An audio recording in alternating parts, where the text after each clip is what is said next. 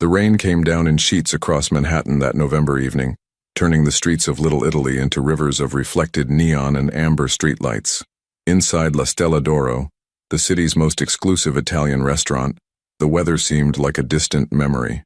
Warm golden light spilled from crystal chandeliers, casting a soft glow over white tablecloths and gleaming silverware. The air was thick with the aroma of fresh basil, slow-cooked marinara sauce, and expensive wine.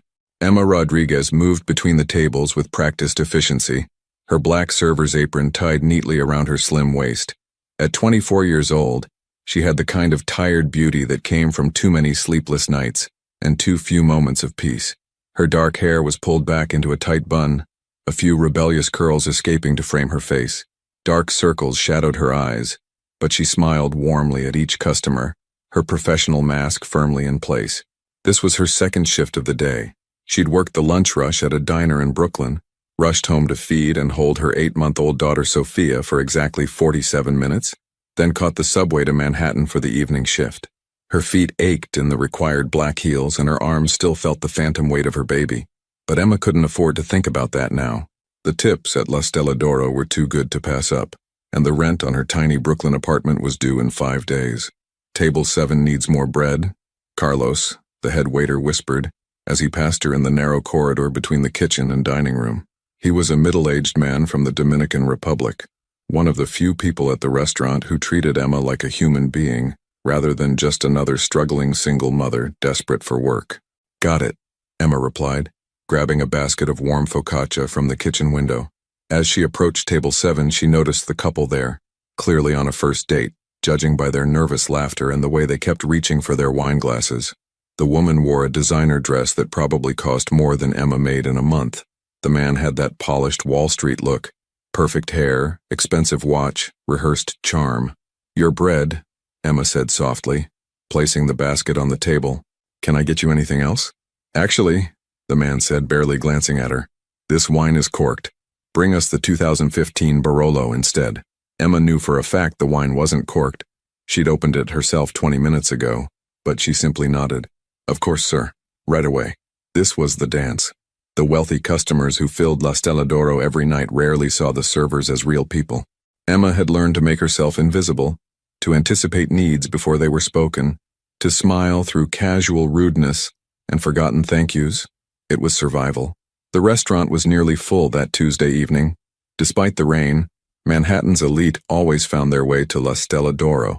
There were business executives celebrating closed deals, older couples marking anniversaries, and groups of women in designer clothes sharing bottles of wine that cost more than Emma's weekly groceries.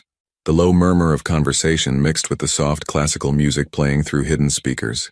Emma had just returned to the kitchen to get the new wine when she heard it, a shift in the restaurant's atmosphere so subtle that most people wouldn't have noticed. But Emma had developed a sixth sense for danger during her 3 months working here.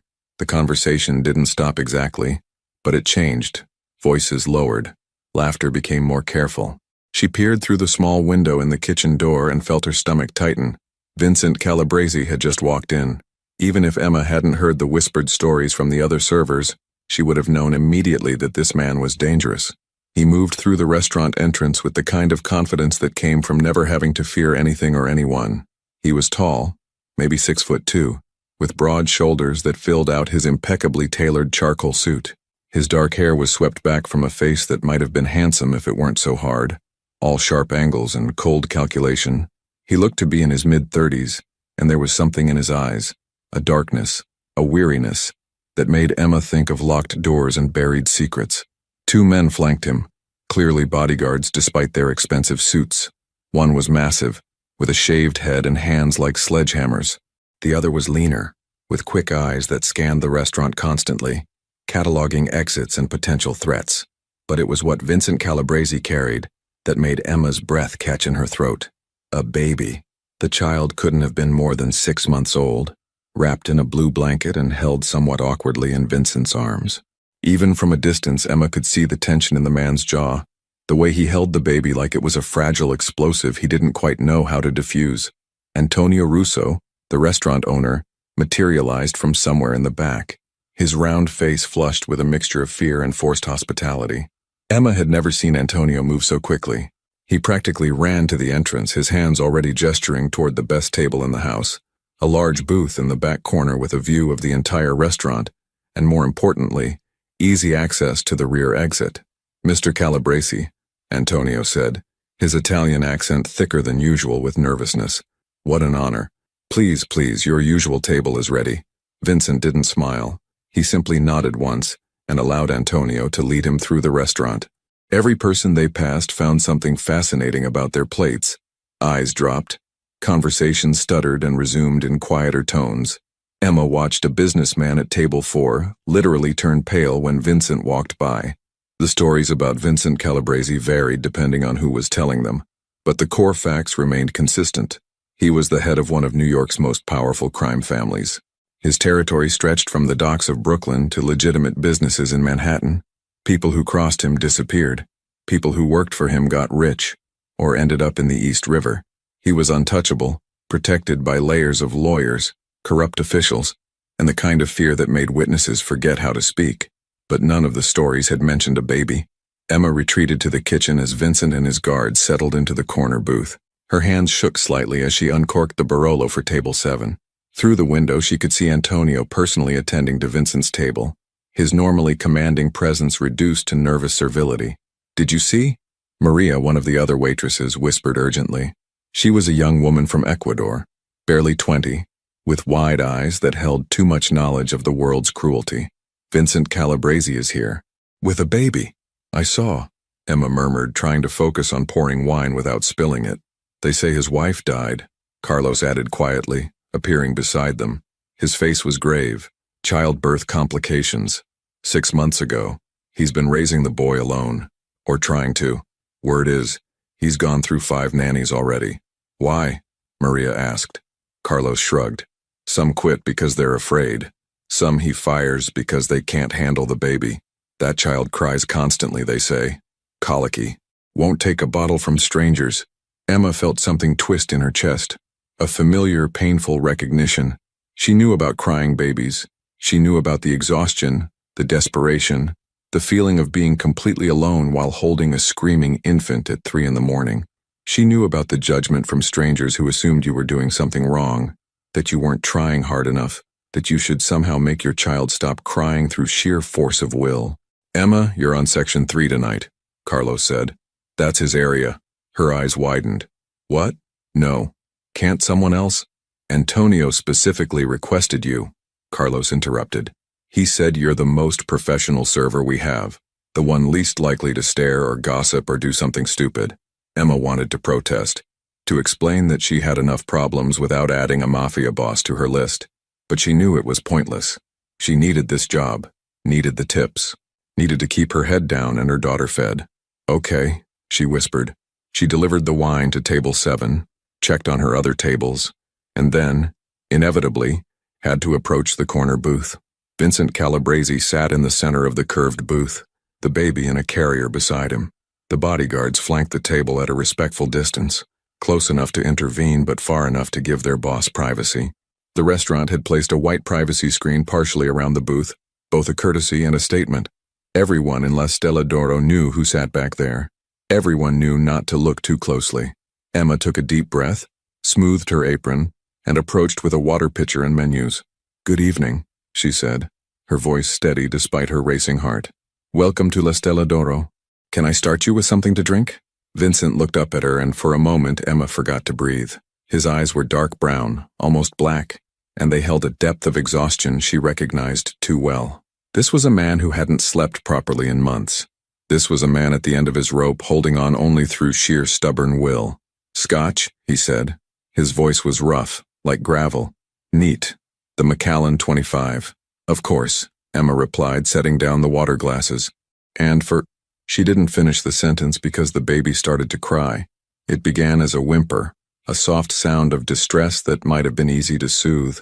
But within seconds, it escalated into a full-throated wail that cut through the restaurant's carefully maintained atmosphere like a knife. The baby's tiny face scrunched up, turning red, and the cries came in desperate, gasping waves. Emma saw Vincent's jaw clench. His hands, which had been resting calmly on the table, curled into fists. He reached for the baby carrier, his movements oddly mechanical, and began to rock it gently. But his touch was too stiff, too uncertain. The baby only cried harder. Around the restaurant, the reaction was immediate and uncomfortable. Conversations halted mid-sentence. Silverware stopped clinking. Every eye in the room wanted to look, but no one dared. The tension was suffocating. A collective held breath, waiting to see what would happen when one of the city's most dangerous men couldn't control his own child. "It's fine," Vincent muttered, more to himself than to Emma. "He'll stop. He just needs—" But the baby didn't stop. If anything, the cries intensified, becoming more frantic, more desperate. Emma could hear the exhaustion in those cries, the hunger, the discomfort. She'd heard those exact sounds from Sophia countless times. Vincent pulled the baby from the carrier, holding him against his chest with arms that didn't quite know where to go. His expensive suit was already stained with spit up. His perfectly styled hair had come loose from being run through by frustrated fingers. In this moment, he didn't look like a feared mafia boss. He looked like what he was, a grieving widower completely overwhelmed by fatherhood. "Sir," Emma heard herself say before she could stop herself. "I could—" Vincent's eyes snapped to her, and for a second she saw anger there. But beneath it was something else, something vulnerable. "What?" he demanded. The baby screamed louder, his tiny fists waving in the air. Emma swallowed hard. Every instinct told her to back away, to mind her own business, to not get involved with this man and his problems. But she'd spent the last 8 months learning to listen to a different instinct, the one that came from being a mother. "I'm sorry," she said quietly, "but I couldn't help noticing. I have a daughter. She's 8 months old. Sometimes when babies cry like this, they just need—" "You have a child?" Vincent interrupted. His eyes scanned her face as if seeing her for the first time. "Yes, sir." "And she cries like this?" "Sometimes," Emma admitted. "Most babies do. It's normal. It doesn't mean you're doing anything wrong." Something flickered across Vincent's face. Relief, maybe, or surprise. As if no one had ever told him that before. As if all 5 of his failed nannies had made him feel like his son's crying was somehow his fault. The baby's screams reached a new pitch. Several customers were now openly staring, unable to help themselves despite their fear. Antonio hovered nearby, wringing his hands, clearly torn between wanting to help his most dangerous customer and having absolutely no idea how to comfort an infant. Vincent stood abruptly, nearly knocking over his water glass. He paced a few steps with the baby, bouncing him awkwardly. Nothing worked. The cries continued, echoing off the restaurant's high ceilings, turning the elegant space into a showcase of his helplessness. Emma watched him, and despite everything, despite knowing who he was, what he did, the danger he represented, she felt her heart break a little. She knew this desperation. She'd lived it.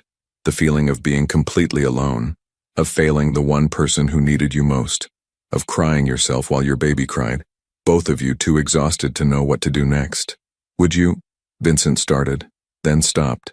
His pride visibly warred with his desperation. "Would you like to try?" The question hung in the air between them. Emma's first instinct was to refuse, to politely decline and step back into her role as invisible server. Getting involved with Vincent Calabrese in any way was dangerous.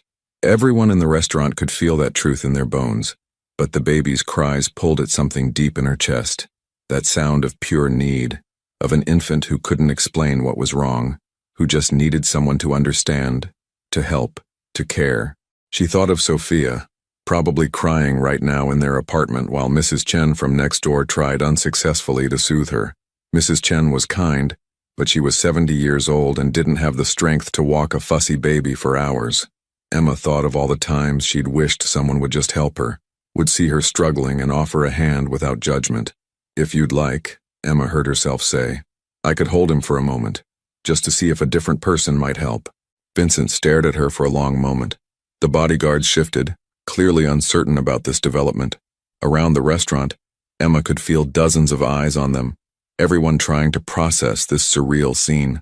A waitress offering to help Vincent Calabrese with his crying baby. Finally, Vincent gave a short nod. "Okay." He stepped closer, and Emma got her first clear look at the baby. He was beautiful despite his distress. Dark wispy hair, chubby cheeks red from crying, eyes squeezed shut. He wore a blue outfit that was rumpled and slightly damp, probably from being held by stressed, sweaty hands all day. Vincent transferred the baby to Emma's arms with the careful uncertainty of someone handling nitroglycerin. The moment the infant settled against Emma's chest, she felt her body respond instinctively. Her arms curved around him naturally. Her hand supported his head without thinking. Her body began the gentle sway that every mother knows, the rhythm that exists somewhere between heartbeat and breath. "Hey there," Emma murmured softly. "Hey, sweet baby. It's okay. I know. The baby's cries stuttered for a moment, confused by the change. Emma shifted her hold slightly, tucking him closer to her warmth. She began to hum, not consciously choosing a melody, but letting whatever wanted to come flow out. It was a lullaby her grandmother had sung to her in Puerto Rico, before her family moved to New York, before life got complicated and hard. The humming turned into soft singing, the Spanish words coming back to her from childhood. "Duerme, duerme, negrito, que tu mama está en el campo, negrito." The baby's cries began to quiet. Not immediately. Nothing with infants was ever immediate. But gradually, his screams became whimpers, then soft hiccuping sounds, then finally, blessed silence. His tiny body relaxed against Emma's, his breathing evening out. One small fist grabbed onto her shirt and held tight. Emma looked up and found Vincent staring at her with an expression she couldn't quite read. Shock, maybe, or disbelief. Around them, the restaurant had gone completely silent. Even the classical music seemed to have faded into the background. "How did you—" Vincent started, his rough voice barely above a whisper. "Sometimes they just need to be held a certain way," Emma said softly, still swaying gently. "And sometimes they can sense when the person holding them is too stressed. Babies pick up on that." Vincent's jaw worked as if he wanted to say something but couldn't find the words. His hands hung at his sides, empty for the first time in months. He looked lost. The baby made a small sound, not quite a cry, but a whimper of need. Emma felt the familiar rooting motion against her chest and realized what the problem was. "He's hungry," she said. "He can't be," Vincent replied immediately. "The nanny, before she quit this morning, she fed him 2 hours ago. He shouldn't be hungry yet." Emma bit back a sigh. This was such a common misconception. Babies this age sometimes eat every 2 hours, especially if they're growth spurting, and when they're upset, they often want to nurse more frequently for comfort. "I have bottles," Vincent said, gesturing to an expensive diaper bag on the booth seat. The nanny prepared them, but when he pulled out a bottle and tried to offer it to the baby, the infant turned his head away, refusing, beginning to whimper again. Emma recognized that response too. Some babies would only take a bottle from specific people, or in specific circumstances. When they were upset, many refused anything but the comfort of nursing. Emma felt her own body responding to the baby's distress, felt the familiar sensation of her milk letting down. She'd nursed Sophia before coming to work, but her body didn't follow a strict schedule. It responded to need. She looked at Vincent, at this dangerous man who somehow seemed more vulnerable than threatening in this moment, and made a decision that would change everything. "Mr. Calabrese," she said quietly, "I'm still nursing my daughter. If you'd allow it, I could feed him. It might help." The words hung in the air. Vincent's eyes widened slightly. Around them, Emma could feel the shock rippling through the restaurant. This wasn't just unusual. This was unprecedented, intimate, the kind of thing that didn't happen between strangers, especially not in a public place, and especially not between a waitress and a man like Vincent Calabrese. "You would do that?" Vincent asked, his voice strange. "Babies need to eat," Emma said simply, "and he's clearly hungry. I don't mind. I mean, if you're comfortable with it." Vincent looked at his son, at the baby's scrunched up face and the whimpering sounds that threatened to become screams again. Emma could see the calculation happening behind his eyes, the weighing of options, the desperate need for a solution. "Okay," he said finally, "but not here, in public." "Of course," Emma agreed. She looked toward Antonio, who still hovered nearby, his face pale. "Is there a private room?" Yes, Antonio stammered. "The wine cellar office, in the back. I'll show you." But Vincent shook his head. "I'll take her." He turned to his bodyguards. "Marco, Tony, wait here. No one comes back there. Understood?" The bodyguards nodded, their faces carefully neutral, though Emma caught a flicker of something. Surprise, maybe respect, in the bigger one's eyes. Vincent gestured for Emma to follow him, and she did, carrying his son through the restaurant. Every eye followed them. The whispers would start the moment they left the room, Emma knew. The speculation, the rumors, the wild stories about what was happening. But in that moment, with a hungry baby in her arms, Emma found she didn't care. The walk to the back office felt like miles. Vincent moved ahead of her, his broad shoulders cutting a path through the narrow hallway behind the kitchen. Staff members pressed themselves against walls to let him pass. He pushed open a heavy wooden door at the end of the corridor, revealing a small cluttered office that smelled of wine and old paper. There was a worn leather couch against one wall. Vincent gestured to it. "Thank you," Emma said softly, settling onto the couch with the baby. Vincent stood awkwardly by the door, clearly uncertain whether to stay or go. The baby was already rooting against Emma's chest, his whimpers becoming more insistent. "You can stay if you want," Emma said. "He's your son." "But I need to." She gestured to her shirt. "I'll turn around," Vincent said quickly, and did so, facing the wall. Emma appreciated the gesture. She adjusted her shirt as modestly as possible and brought the baby to her breast. He latched immediately, his desperate suckling gradually evening out into a more peaceful rhythm. The relief was instant, both for the baby and for Emma's overfull breasts.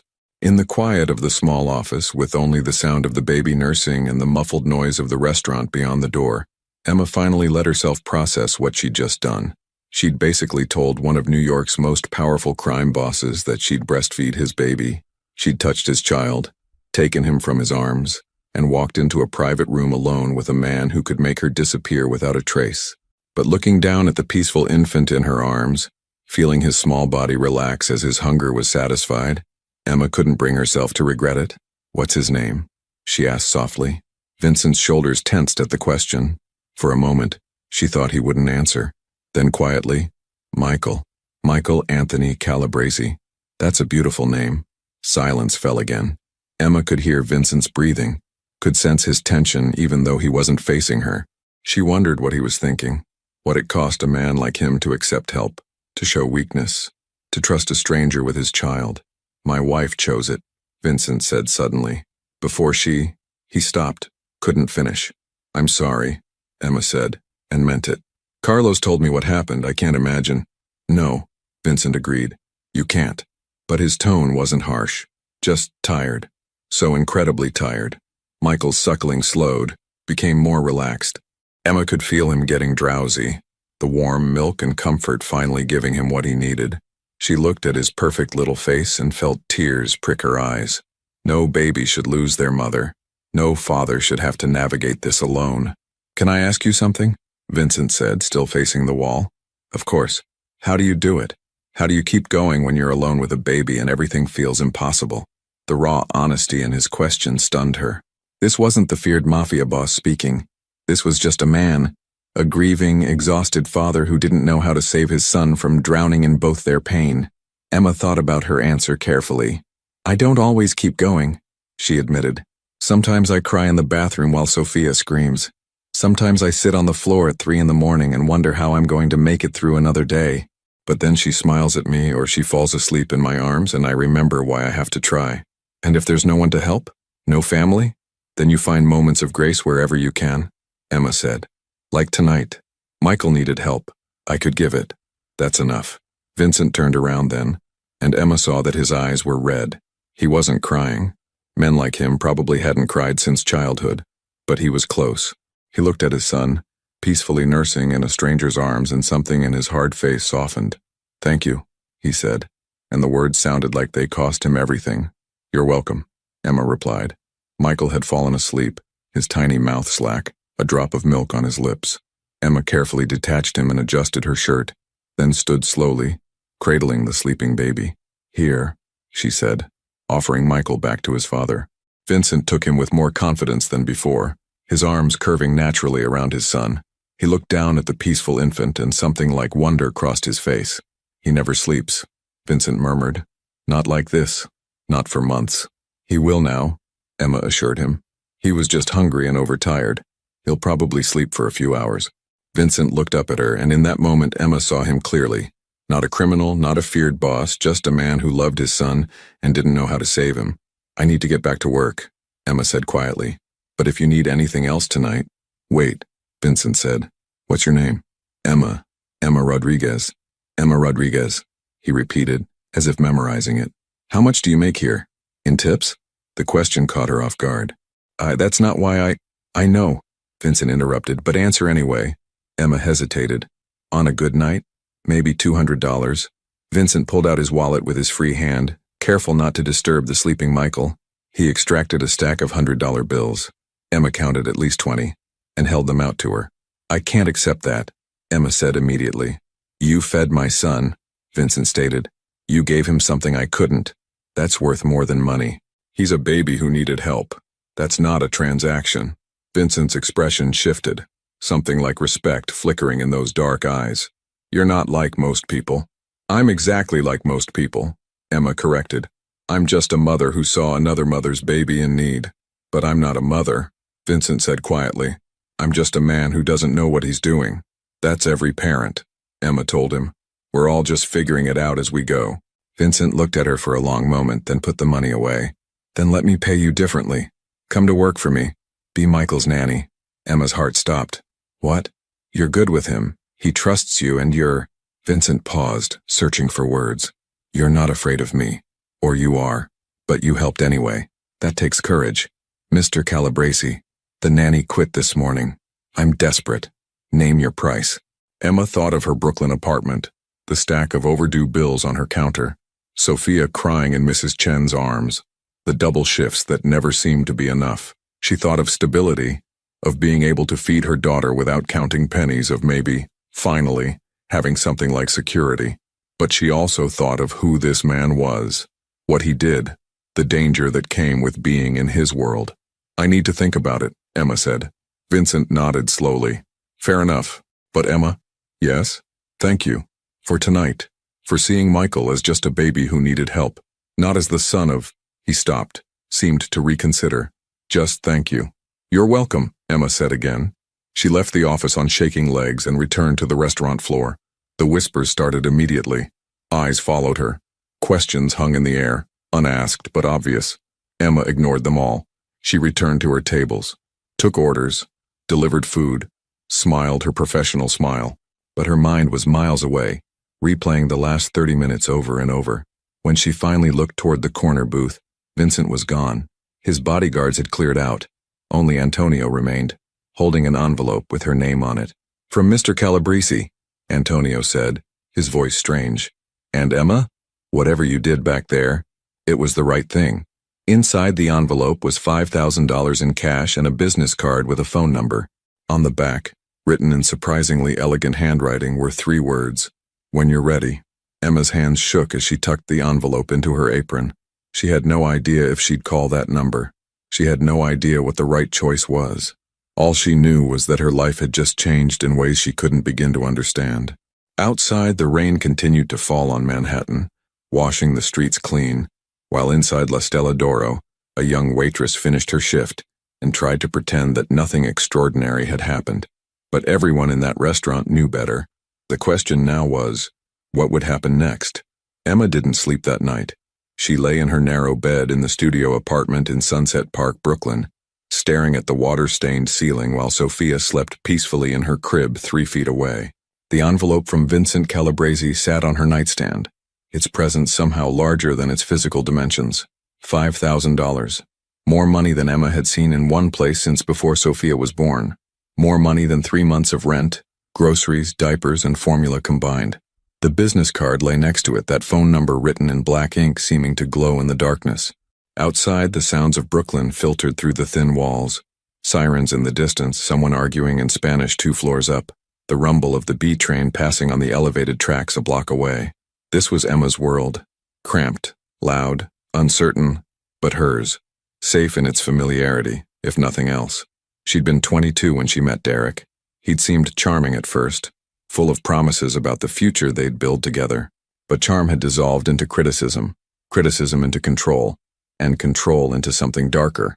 When Emma discovered she was pregnant, Derek's mask had slipped completely. The man she thought she knew disappeared, replaced by someone cold and cruel who told her she'd be raising the baby alone. He'd left before Sophia was even born, leaving Emma with medical bills, an apartment she could barely afford, and a determination to never, ever depend on a man again. So why was she even considering Vincent Calabresi's offer? Emma rolled onto her side, watching Sophia's chest rise and fall in the soft glow of the nightlight. Her daughter was beautiful. Perfect dark curls, golden brown skin, tiny fingers that grabbed onto Emma's pinky with surprising strength. Sophia deserved better than this apartment, better than a mother who worked herself to exhaustion and still couldn't make ends meet, better than wearing secondhand clothes and eating the cheapest formula because the good stuff was too expensive. But did Sophia deserve a mother who worked for a man like Vincent Calabrese? Emma's phone buzzed on the nightstand. A text from Carlos. "Girl, the whole restaurant is talking about what happened tonight. Are you okay?" She typed back, "I'm fine, just tired." 3 dots appeared. Then, "Be careful. Men like that, they're dangerous even when they're being nice, especially then." Emma knew Carlos was right. She'd grown up in New York, heard the stories, understood how the world worked. Vincent Calabrese wasn't offering her a job out of kindness. He was desperate, and desperate men made deals that served their interests first. But she'd also seen something else in that wine cellar office. She'd seen a father who loved his son, but didn't know how to show it. A man drowning in grief and responsibility, trying to hold it together while falling apart inside. She'd seen her own desperation reflected back at her. Another text from Carlos. "Whatever you decide, I got your back." Emma smiled despite herself. Carlos was one of the good ones. A father of 3 who understood what it meant to work 2 jobs to keep your family afloat. He'd covered for her more than once when she'd been late because Sophia was sick or Mrs. Chen couldn't babysit. "Thank you," she typed back. "That means everything." She put the phone down and reached for the envelope, pulling out the bills and counting them again. $5,000. She could pay off her credit card debt, fix the leak in the bathroom, buy Sophia new clothes that actually fit, maybe even save some for emergencies. Or she could use it as a cushion while she figured out what to do about Vincent's offer. Emma got up quietly, careful not to wake Sophia, and went to the small kitchen area. She made tea, the cheap kind from the bodega on the corner, not the fancy stuff the customers at La Stella d'Oro drank, and sat at the wobbly table where she paid her bills and ate her meals. The business card seemed to stare at her. What would it mean to work for Vincent Calabrese? She'd be taking care of Michael, presumably in Vincent's home. She'd be entering a world she knew nothing about, surrounded by danger and people who lived by rules she didn't understand. She'd be taking Sophia into that environment, but she'd also be getting paid enough to finally breathe, to stop choosing between electricity and groceries, to maybe, possibly, start building something like a stable life for her daughter. Emma pulled out her laptop, a 6-year-old model that took forever to boot up, and started researching. She typed Vincent Calabrese, New York into the search bar and spent the next hour reading everything she could find. The articles painted a picture she expected: federal investigations that went nowhere, suspected involvement in construction rackets and dock operations, connections to old money crime families, a reputation for being smart enough to stay out of prison. There were photos of him at charity galas, standing next to politicians and business leaders, always in expensive suits, always with that same hard expression. But there were also older articles, from 6 months ago, about his wife Maria. She'd been 28, a teacher from Staten Island, daughter of a legitimate businessman. The articles described her death in childbirth as a tragedy, mentioned Vincent's devastation, speculated about how it would affect his operations. None of them mentioned what it must have been like for him to become a single father in the midst of losing his wife. Emma found herself looking at a photo from their wedding, Vincent in a tuxedo, Maria in white, both of them younger and smiling. He looked different there, less hardened, almost happy. Maria was beautiful, with long dark hair and a bright smile that reached her eyes. What would Maria want for her son? Would she want Michael raised by a succession of frightened nannies who quit after a few weeks? Or would she want someone who actually cared, who saw Michael as a baby who needed love, not just an obligation? Emma closed the laptop and looked at the clock. 3:47 a.m. In 2 hours, Sophia would wake up for her morning feeding. In 5 hours, Emma was scheduled for the breakfast shift at the diner. In 8 hours, she'd need to be at La Stella d'Oro for the dinner prep. She couldn't keep living like this. Something had to change. Emma picked up the business card, turned it over in her fingers, and made her decision. At 9 o'clock the next morning, after feeding Sophia and getting her settled with Mrs. Chen, Emma stood outside a phone booth, one of the few remaining in Brooklyn, and dialed the number on Vincent's card. She didn't want to use her cell phone, didn't want there to be a direct connection, a record. She knew that was probably paranoid, but caution felt appropriate. The phone rang twice before a woman answered. "Calabrese residence." Emma's throat went dry. Hi. My name is Emma Rodriguez. I need to speak with Mr. Calabrese. One moment, please. There was a click, then silence, then another click, and then Vincent's voice. Emma. He sounded surprised. Maybe he hadn't expected her to call. Mr. Calabrese, I've been thinking about your offer. And? Emma took a deep breath. I have conditions. There was a pause. Go on. I need to bring my daughter with me. I can't afford separate childcare, and I won't leave her with strangers all day. If I'm taking care of Michael, Sophia comes too. That's acceptable. I need a contract. A real one, written up by a lawyer, with my salary, hours, and responsibilities clearly defined. I need to know exactly what I'm agreeing to. That can be arranged. Vincent's tone was businesslike now, professional. What else? I need you to understand that I won't be involved in any other aspect of your life. I'm there to take care of Michael. Nothing else. I don't want to know about your business. I don't want to be part of anything illegal. I'm just a nanny. The pause was longer this time. You're setting boundaries. Yes. Most people don't do that with me. I'm not most people, Emma said, echoing his words from the night before.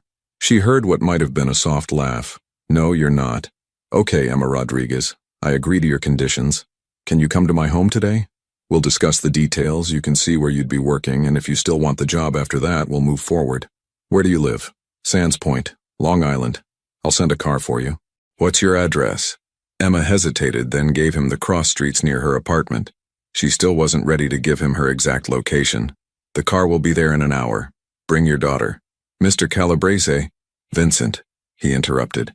If you're going to work for me, call me Vincent. Vincent, Emma amended, the name feeling strange on her tongue. Thank you for understanding about my conditions. Thank you for calling, he replied. I wasn't sure you would. He hung up before she could respond.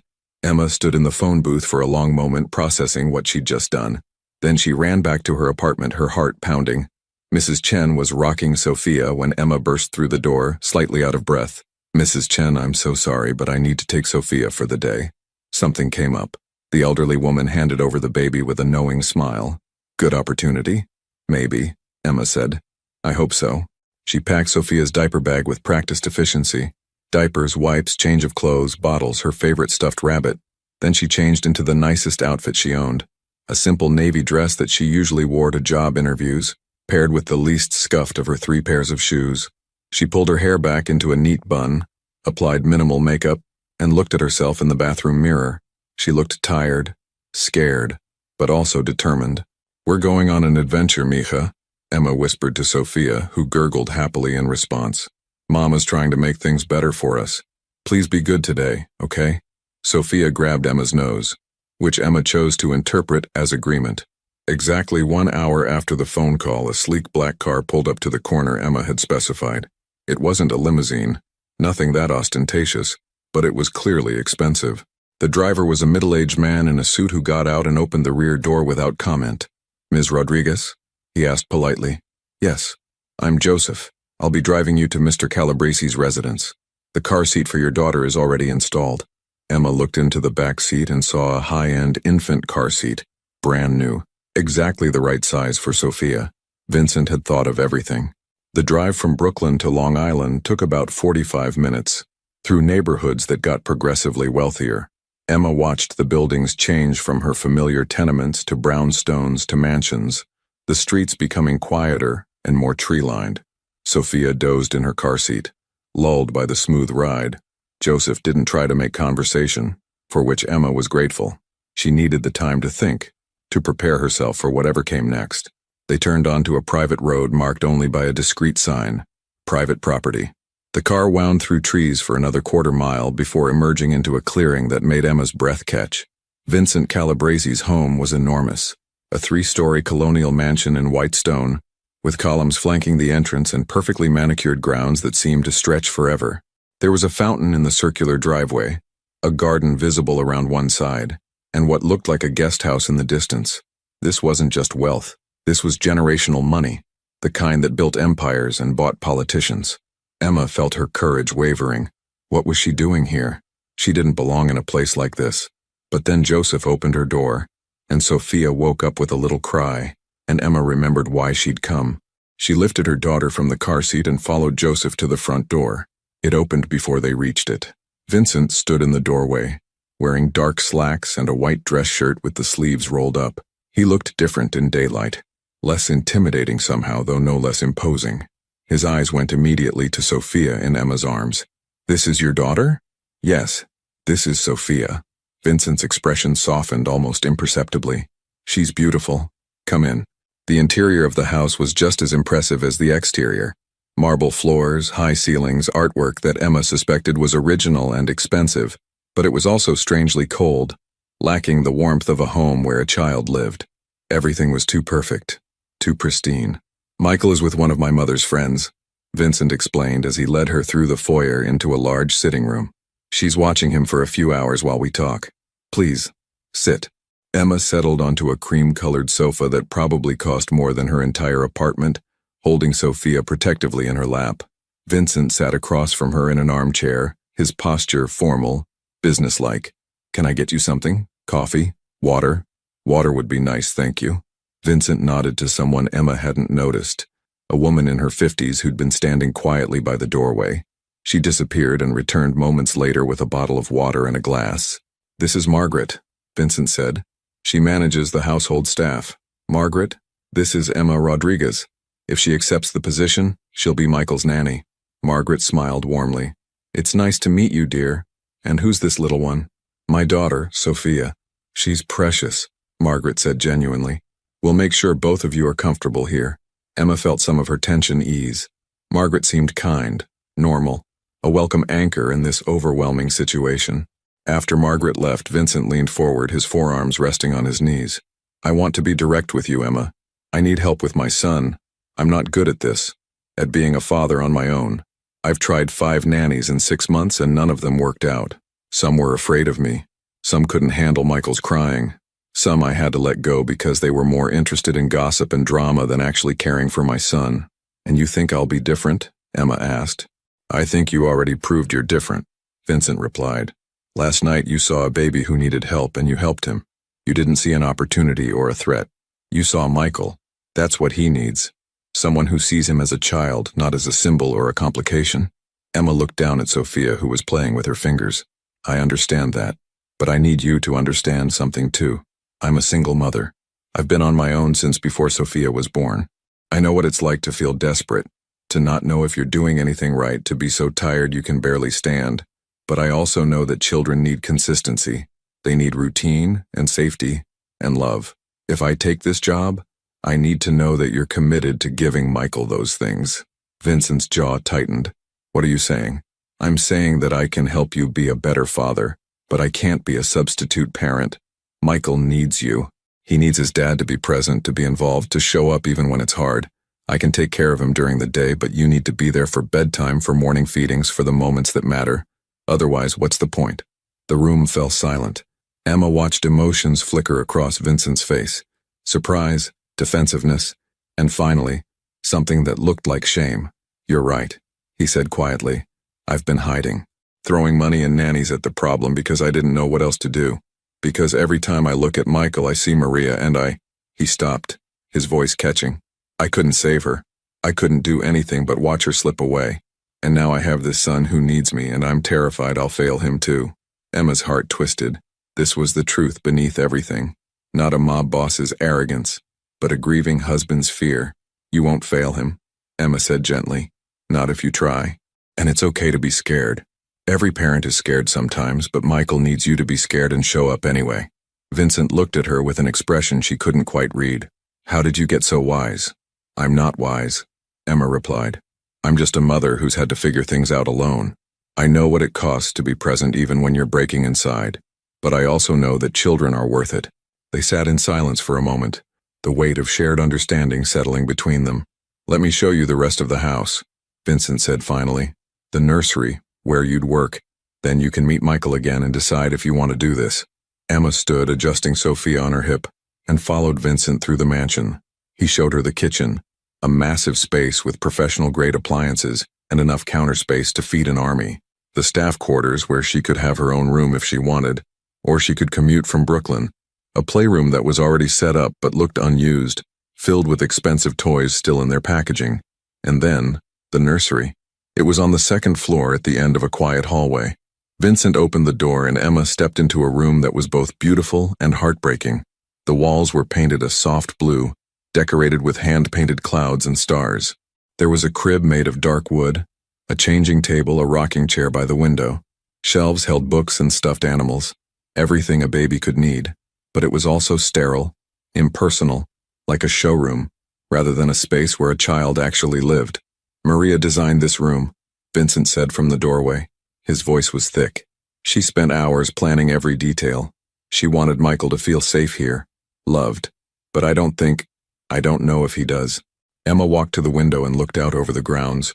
She could see gardens, a section of the Long Island Sound in the distance, trees swaying in the autumn breeze. He will, Emma said. Once there's someone here who fills this room with warmth and care. Once it stops being a beautiful space and becomes a home. She turned to find Vincent watching her with an intensity that made her breath catch. $50,000, he said abruptly. What? Your salary. $50,000 a year plus health insurance for you and Sophia, plus room and board if you choose to live here, plus use of a car. Those are my terms. Emma's mind reeled. $50,000? That was more than twice what she made from both her jobs combined. That was security. That was a future. That's too much, she heard herself say. Vincent shook his head. It's what you're worth, what Michael's safety and happiness are worth. And Emma? He stepped into the nursery, his presence filling the space. I meant what I said yesterday. You're not like most people. You set boundaries. You speak truth. You see people, really see them, not just what they can do for you. That's rare, that's valuable, and that's exactly what my son needs. Emma looked down at Sophia, then at the nursery, then back at Vincent. This was the moment. The decision that would change everything. She thought about her cramped apartment, the bills she couldn't pay, the future she couldn't provide. She thought about Sophia growing up with nothing, struggling the way Emma had struggled. She thought about Michael, a baby who'd lost his mother and desperately needed someone to show him he was loved. And she thought about the risk, the danger of entering this world, the fear of what it might cost her. But when she looked at Vincent, she didn't see a criminal. She saw a father trying desperately to save his son from drowning in both their grief. She saw herself reflected back. I'll need that contract, Emma said. Everything in writing, clear terms. I'll have my lawyer draw it up today. You can have your own lawyer review it before you sign. I don't have a lawyer. I'll pay for one. This needs to be legitimate, Emma. You need to feel safe. Emma nodded slowly. Okay, then yes, I'll do it. Vincent's entire body seemed to relax, as if he'd been holding his breath. Thank you. You don't know what this means. When do you want me to start? Is Monday too soon?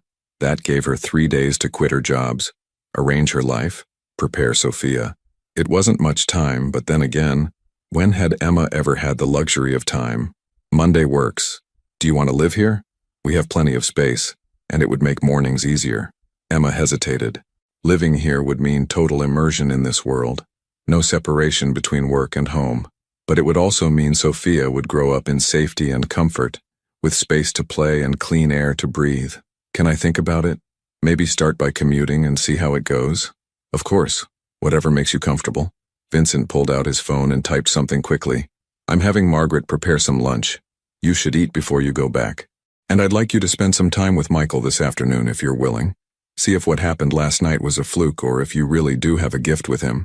I don't have a gift, Emma said. I just understand babies. That's the same thing. They went downstairs and Margaret had indeed prepared lunch. Sandwiches, fruit, soup that smelled incredible. Emma fed Sophia while eating, acutely aware that this might be her future, eating in this enormous kitchen, surrounded by this wealth, caring for a child who wasn't hers, but who needed her anyway. Halfway through the meal, the front door opened, and Emma heard voices. A moment later, an older woman entered the kitchen carrying Michael. She was in her 60s, well-dressed, with sharp eyes that immediately assessed Emma. Vincent, she said. Who is this? Mama, this is Emma Rodriguez. Emma, my mother. Lucia Calabresi. Lucia's eyes narrowed. The waitress? The new nanny, Vincent corrected, his tone carrying a warning. Lucia looked between them, clearly suspicious, but she handed Michael to Vincent without comment. The baby immediately began to fuss, his little face scrunching up in preparation for crying. He's been difficult all morning, Lucia said. Wouldn't take his bottle, wouldn't sleep. I swear this child is cursed with— He's not cursed, Mama, Vincent interrupted tiredly. He's 6 months old and grieving his mother. Babies don't grieve. Yes, they do, Emma said before she could stop herself. Lucia turned to her, eyebrows raised. Excuse me? Emma felt her face flush but didn't back down. Babies absolutely grieve. They feel the absence of their primary caregiver. They sense stress and sadness in the adults around them. Michael lost his mother. Of course he's struggling. The kitchen fell silent. Lucia stared at Emma with an expression somewhere between offense and surprise. Vincent looked like he was trying not to smile. Margaret had very conveniently found something to organize on the far counter. Michael's fussing escalated into crying. Vincent began the awkward bouncing Emma had witnessed before, his body tense, his face showing his frustration. May I? Emma asked quietly. Vincent handed Michael over immediately, as if he'd been waiting for her to ask. The moment Michael settled into Emma's arms, his crying began to ease. She swayed gently, humming the same lullaby from the night before, and within minutes, the baby had quieted completely. He looked up at Emma with wide, curious eyes, one tiny fist gripping her finger. Hello again, sweetheart, Emma murmured. Remember me? Michael made a soft cooing sound, and something in Emma's chest expanded. This baby, this little boy who'd lost so much. He deserved everything. She looked up to find the entire room staring at her. Lucia's face had gone from suspicious to astonished. Margaret was smiling. Vincent looked like he might actually cry. How did you do that? Lucia demanded. I've been trying to calm him for 2 hours. I just held him the way he wanted to be held, Emma said simply. Sometimes babies need to feel secure before they can relax. Lucia stepped closer, studying Emma with new intensity. You have a child of your own? Yes, Sophia, she's 8 months old. And the father? Mama, Vincent said sharply. But Emma met Lucia's eyes directly. Not in the picture, by his choice. Something shifted in Lucia's expression. Not quite approval, but a degree of respect. Raising a child alone is hard. Yes, it is. But you're managing. I'm trying. Lucia looked at Vincent. You should hire her. I already have. Good. Lucia turned back to Emma. My son needs help. Real help, not someone who's just here for a paycheck. Can you be that person? Emma looked down at Michael, who was starting to fall asleep in her arms, his breathing evening out. His little body finally relaxed. I can try, she said honestly. I can't promise I'll be perfect, but I can promise I'll care about Michael like he deserves to be cared about. Lucia nodded once, decisively. That's enough. Vincent, I'm leaving. Emma welcomed to the family, and just like that she was gone, sweeping out of the kitchen with the same energy she'd brought in. Vincent let out a long breath.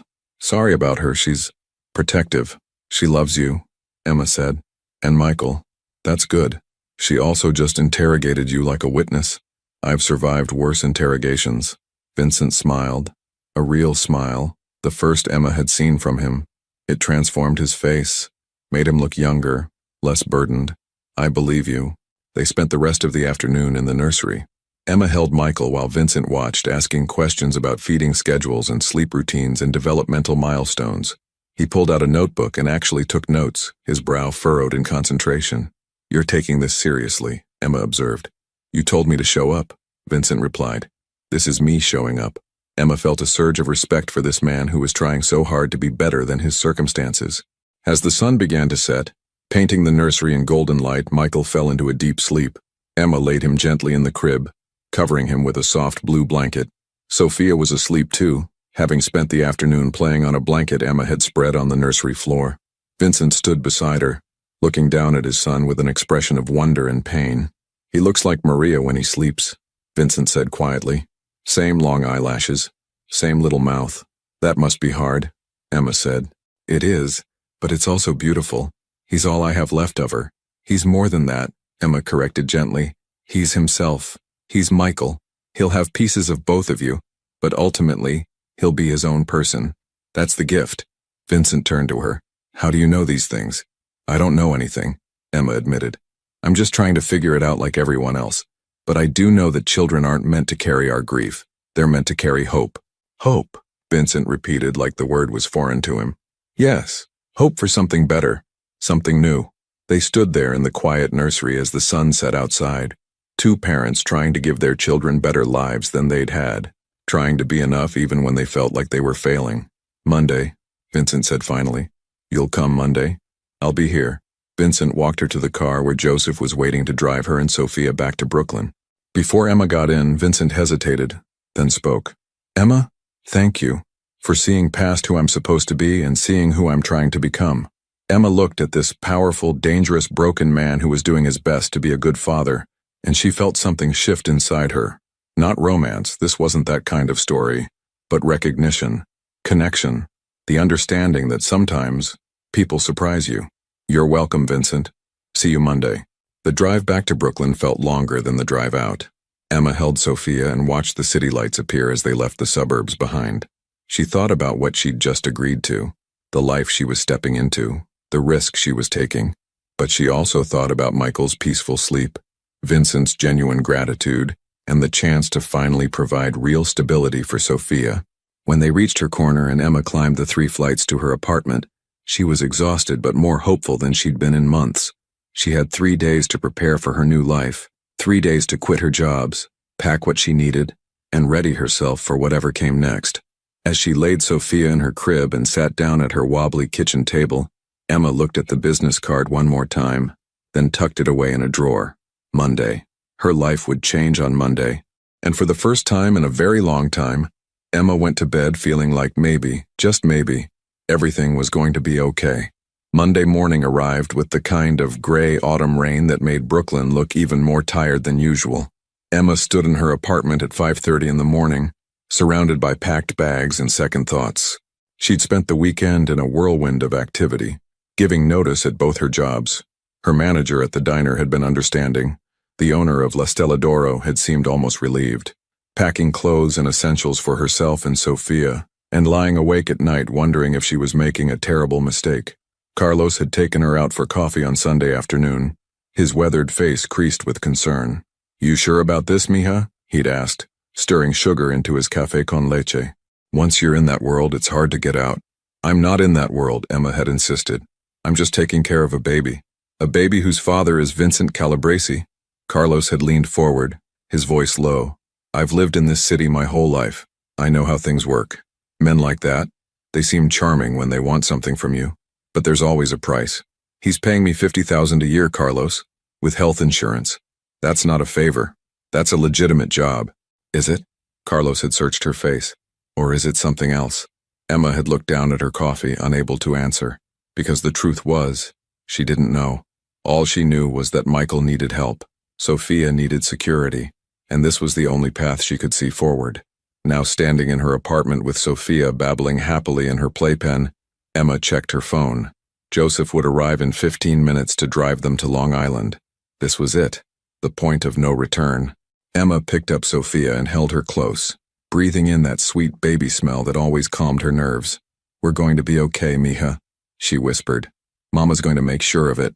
Sophia grabbed a handful of Emma's hair and pulled, which Emma chose to interpret as encouragement. The drive to Sands Point felt different this time. Emma wasn't just visiting, she was arriving, starting a job that would reshape her entire life. She watched Brooklyn give way to Queens, Queens to Nassau County, the buildings getting smaller and the spaces between them larger. Joseph, as always, drove in professional silence, but when they pulled up to the mansion's circular driveway, he turned to look at her with kind eyes. Ms. Rodriguez, if I may offer some advice. Please, Emma said. Mr. Calabresi is a complicated man, but he's also a good father trying to be better. Judge him by how he treats his son, not by what you've heard about how he runs his business. And don't let anyone, including him, make you feel like you're less than you are. You belong here, as much as anyone. Emma felt tears prick her eyes. Thank you, Joseph. You're welcome. Now let me help you with those bags. Margaret met them at the door, her warm smile a welcome sight. She'd clearly been watching for their arrival. Emma, dear, welcome. And this must be Sophia. She reached out to gently touch the baby's hand. What a sweetheart. Come, let me show you to your room. Vincent thought you might want to stay here during the week at least to make mornings easier. I hadn't decided about that yet. Emma started. Oh, I know, dear. But he had a room prepared just in case. You can always commute if you prefer, but at least you'll have the option. Margaret led Emma through the mansion to a wing she hadn't seen before. She opened a door to reveal a beautiful suite. A bedroom with a queen-sized bed, a sitting area with a couch and television, a private bathroom with a deep tub, and, most importantly, a smaller adjoining room that had been converted into a perfect nursery for Sophia. There was a crib identical to Michael's, a changing table, shelves stocked with diapers and supplies, even a rocking chair positioned by the window overlooking the gardens. Vincent had this all done over the weekend, Margaret explained. He wanted Sophia to be comfortable too. Emma walked through the rooms in a daze. The suite was bigger than her entire Brooklyn apartment. The bathroom alone was the size of her kitchen. Everything was clean, new, beautiful. "This is too much," Emma murmured. "Nonsense," Margaret said firmly. "You're caring for his son. That's worth everything to him. Now, Michael is in the nursery with Vincent. They're both waiting for you." Emma found them on the second floor. Vincent was sitting in the rocking chair holding Michael awkwardly while trying to give him a bottle. The baby was fussing, turning his head away, refusing to eat.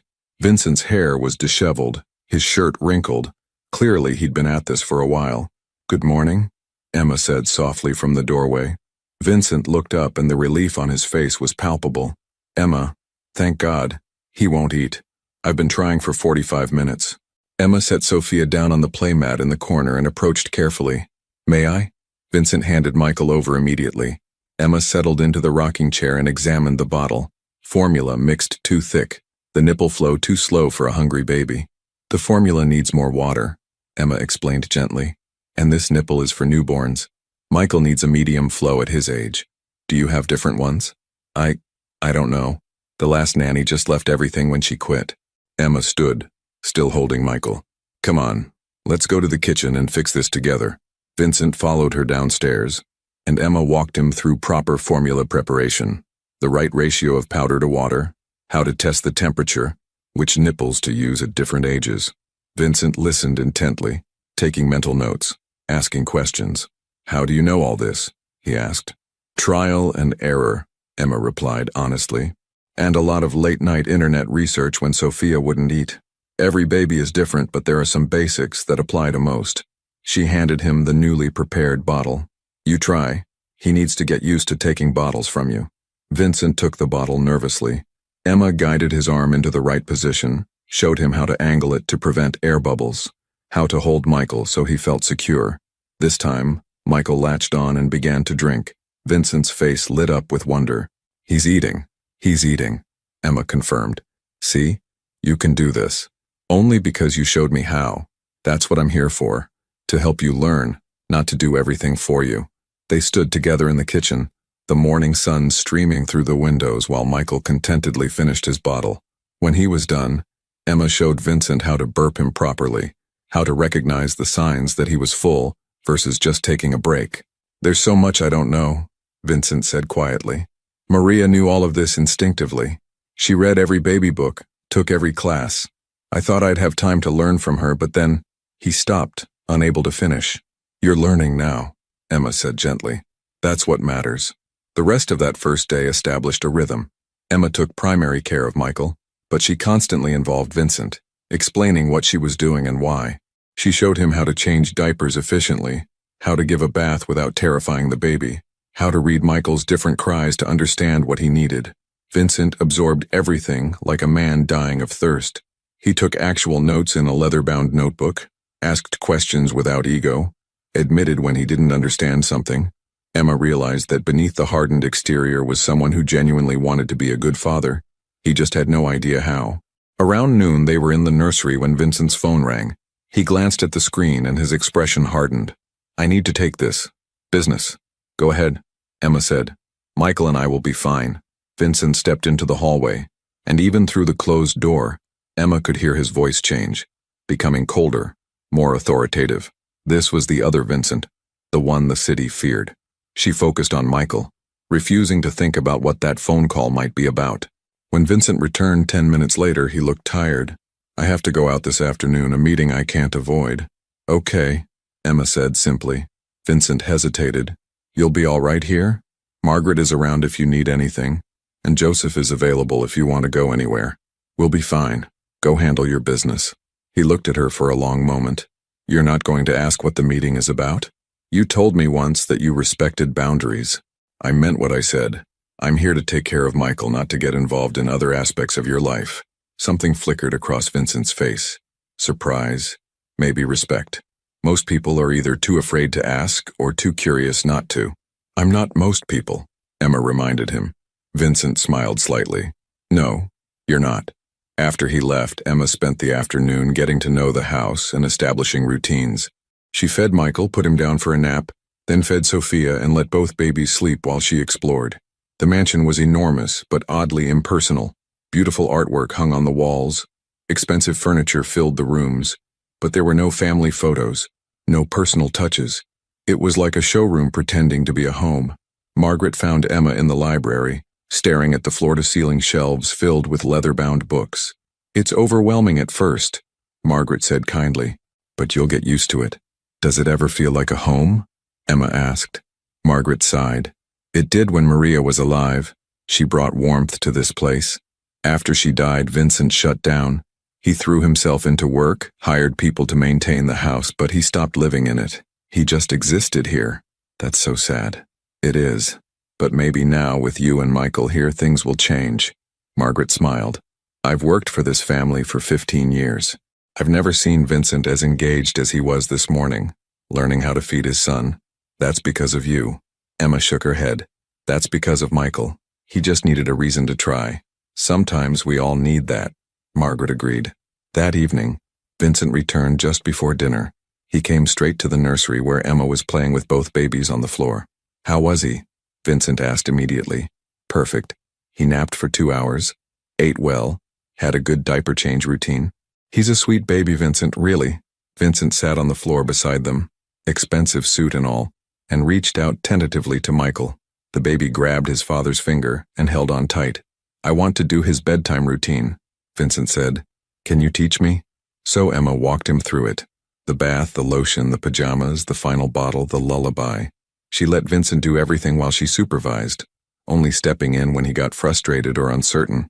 When Michael finally fell asleep in his crib, Vincent stood looking down at his son with an expression of pure love mixed with sorrow. Maria should be here for this, he whispered. She should be the one teaching me, doing this with me. I know, Emma said softly, and I'm sorry she's not. But Vincent, she would want you to keep trying. She would want Michael to have a father who shows up, who learns, who loves him enough to do the hard things. Vincent's eyes were wet when he turned to face her. How do you know what she would want? Because that's what any mother would want, for her child to be loved even in her absence.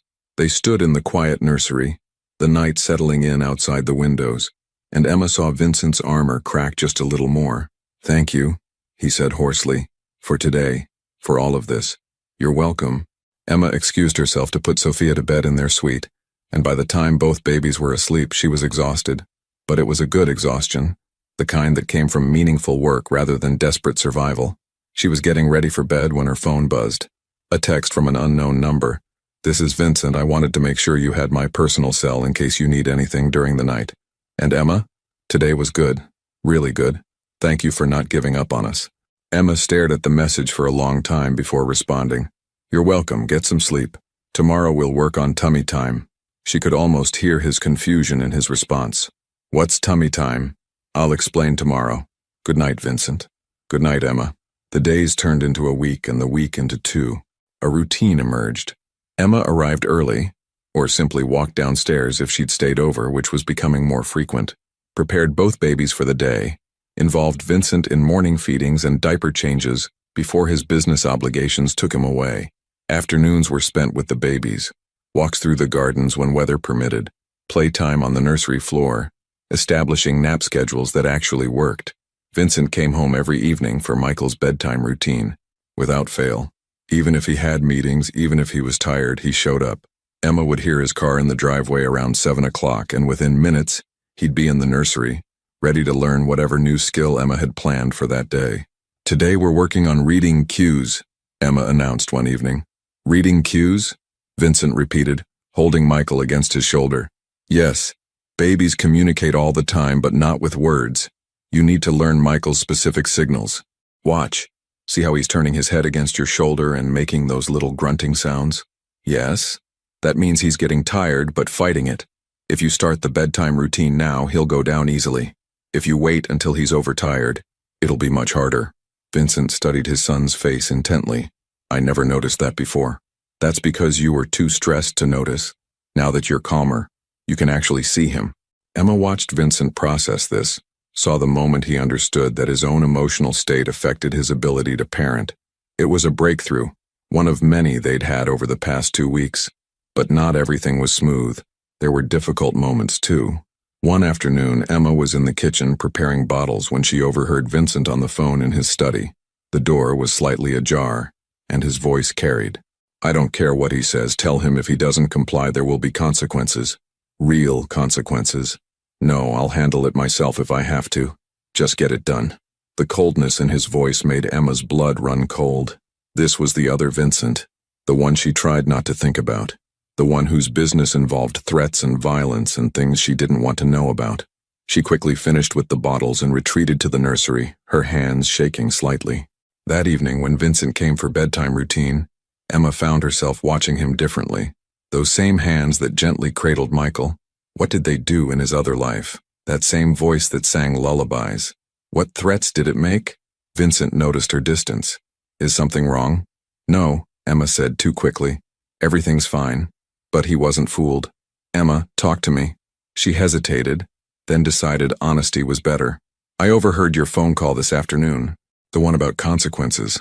Vincent's expression shuddered. I see. I don't want to know the details, Emma continued. I meant what I said. I'm not part of that side of your life. But Vincent, I need you to understand something. Whatever you do in your business, whatever choices you make out there, they can't come into this nursery. Michael needs his father to be present, not distracted by violence or threats or whatever else. You think I don't know that? Vincent's voice was tight.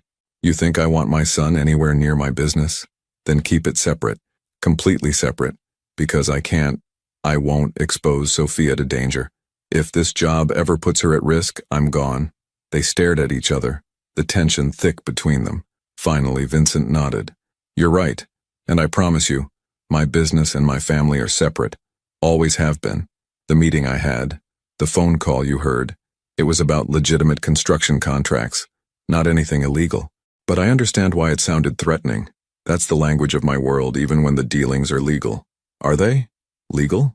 Vincent met her eyes directly. My construction company is completely legitimate. I have contracts with the city, with developers. Everything above board. But yes, Emma, I have other interests that aren't legal. I won't lie to you about that. But those interests never come home. This house, Michael, they're protected. Sacred. Emma wanted to believe him. Needed to believe him because the alternative was walking away from this job, this security, this chance to help Michael. Okay, she said finally. But if that ever changes, if I ever feel like Sophia is in danger, you leave immediately, and I'll make sure you're taken care of. Vincent interrupted. That's a promise. They finished the bedtime routine in silence, but it was a thoughtful silence rather than an angry one. Emma realized they'd just crossed another threshold, acknowledging the complicated reality of their situation, while choosing to move forward anyway. Later that night, unable to sleep, Emma found herself in the library. She was curled up in an armchair, reading one of the parenting books from the shelf when Vincent appeared in the doorway. Can't sleep either, he asked. Sophia had a bottle an hour ago. My brain won't turn off. Vincent came in and sat in the chair across from her. He looked tired, vulnerable in a way he rarely showed. Can I tell you about Maria? He asked suddenly. Emma closed her book. If you want to. I met her at a charity event. She was there with her father. He owned a restaurant supply business, completely legitimate. She had no idea who I was, what I did. She just saw this guy in a suit who made her laugh. Vincent's expression softened with the memory. She was so full of life, so good. I didn't deserve her, but somehow she chose me anyway. And she knew what you did? Eventually. Yes, I told her after we'd been dating for 3 months. I thought she'd run. Instead, she said she saw who I was trying to become, not just who I'd been. She believed I could be better. And were you? Better? Vincent was quiet for a long moment. I tried. She made me want to be legitimate, to leave the family business. I started the construction company for her, started building something legal, but it's not easy to walk away from that world. People have expectations, obligations. Is that why you're still involved? Partially, but also because I'm good at it, because it's what I know, Because leaving completely would create a power vacuum that could endanger everyone I care about. He looked at her directly. I know that's not a good answer, it's not noble or admirable, but it's honest. Emma appreciated the honesty, even as it complicated her feelings. What would Maria want you to do? She'd want me out completely. She'd want Michael raised in a normal home away from all of this. Vincent gestured around the mansion. She'd want him to have what we couldn't have. A father who came home at 5 o'clock, who coached Little League, who never had to look over his shoulder. You could give him that, Emma said quietly. It wouldn't be easy, but you could choose to step away. Could I? Vincent's laugh was bitter. You don't just leave my family, Emma. It's not like quitting a regular job. But you're the boss. Doesn't that give you power to make changes? It gives me the power to get killed trying. The blunt honesty of that statement hung in the air between them. I'm sorry, Emma said. I didn't mean to judge. I don't understand your world. No, you're right to push. Maria would have said the same thing. She always believed I could be more than this. Vincent ran a hand through his hair. Maybe I still can. Maybe having Michael, having you here reminding me what matters. Maybe it's not too late. They sat in comfortable silence for a while. The library dark except for a single lamp. The rest of the mansion quiet around them. Can I ask you something? Vincent said eventually. Sure. Sophia's father. Do you ever regret that he's not in the picture? Emma considered the question carefully. I regret that Sophia doesn't have a father who wants to know her. I regret that she'll grow up with questions I can't fully answer. But do I regret that Derek specifically isn't in our lives? No. He was cruel, controlling. He made me feel small. Sophia deserves better than that. And honestly, so do I. What was he like? Before he showed his true colors? Charming, attentive. He said all the right things. But looking back, I can see the red flags I ignored. The way he needed to know where I was all the time. How he'd get angry if I spent time with friends. Small controlling behaviors that escalated once I got pregnant. Did he hurt you? Vincent's voice was dangerously quiet. Not physically, but emotionally? Yes. He made me feel like I was crazy for wanting basic respect. Like I was asking too much by expecting him to be a partner. Emma looked down at her hands. When I told him I was pregnant, he said it was my problem to deal with. Just walked away like Sophia didn't matter at all. He's a coward. He's a lot of things. But he's also Sophia's biological father, and someday she'll ask about him. I'm trying to figure out what to tell her that's honest but not bitter. You'll know when the time comes, Vincent said. You seem to have good instincts about these things. Emma smiled. I'm just making it up as I go along like everyone else. They talked until nearly midnight. About parenting fears, about loss, about trying to build better lives for their children despite their own brokenness. Emma learned that Vincent had lost his own father at 15, that he'd been forced into the family business before he was ready, that he'd never planned to become who he'd become. And Vincent learned about Emma's childhood in Puerto Rico, her family's move to New York when she was 10, her mother's death from cancer when Emma was 19, her estrangement from her father who'd remarried and started a new family. We're both orphans in a way, Vincent observed. I suppose we are. Maybe that's why we understand each other. We both know what it's like to be alone. Emma nodded.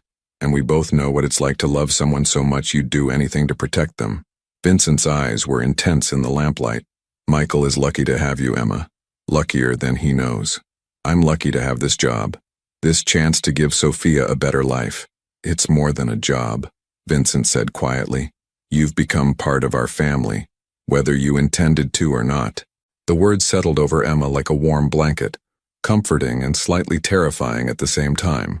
3 weeks into the job, Emma made her decision. She would live at the mansion during the week and return to her Brooklyn apartment on weekends. It was the compromise that felt right, giving Sophia stability and safety while maintaining some independence. The rhythm of their lives became predictable in the best way. Emma would wake early, feed Sophia, then join Vincent and Michael for breakfast. Vincent learned to prepare bottles, pack diaper bags, identify teething symptoms. He became confident in his parenting, less dependent on Emma's constant guidance, but he still wanted her input, her presence, her perspective. What do you think about introducing solid food? He asked one morning while they sat in the nursery. Michael's 6 months old, it's definitely time. We should start with simple purees, sweet potato maybe or banana. Will you show me how? Of course.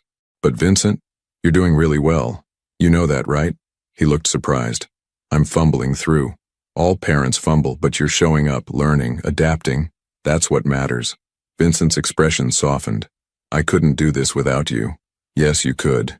Maybe not as smoothly, but you'd figure it out. You're stronger than you think. These moments of connection became more frequent.